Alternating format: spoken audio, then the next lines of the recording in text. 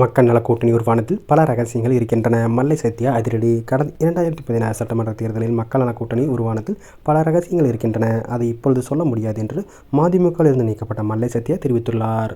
மதிமுக முதன்மை செயலாளர் துரை வைகோ மல்லை சத்யா இடையே கருத்து வேறுபாடு ஏற்பட்டது. கட்சி தலைமை மற்றும் துரை வைகோ குறித்து விமர்சித்து வந்த மல்லை சத்யா தனித்து செயல்பட்டு வந்தார். இதனிடையே கட்சி கட்டுப்பாடுகளை மீறி செயல்பட்டதாக கூறி அவரை மதிமுகவிலிருந்து இடைநீக்கம் செய்து வைகோ நடவடிக்கை எடுத்தார். மேலும் 15 நாட்களுக்குள் விளக்கம் அளிக்க வேண்டும் என்றும் அவர் அறிவுறுத்தினார்.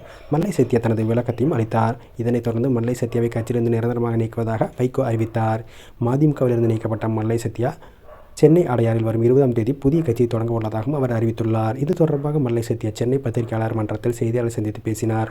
அவர் பேசுகையில், கடந்த 2016 சட்டமன்ற தேர்தலில் மக்கள் நல கூட்டணி உருவானதில் பல ரகசியங்கள் இருக்கிறது. அதை இப்போது சொல்ல முடியாது. திராவிட இயக்க கருத்தியலிலிருந்து பின்வாங்கக்கூடாது என்பதில் உறுதியாக உள்ளேன். நவம்பர் 20ஆம் தேதி சென்னையில் புதிய கட்சி தொடங்கப்பட இருக்கிறது.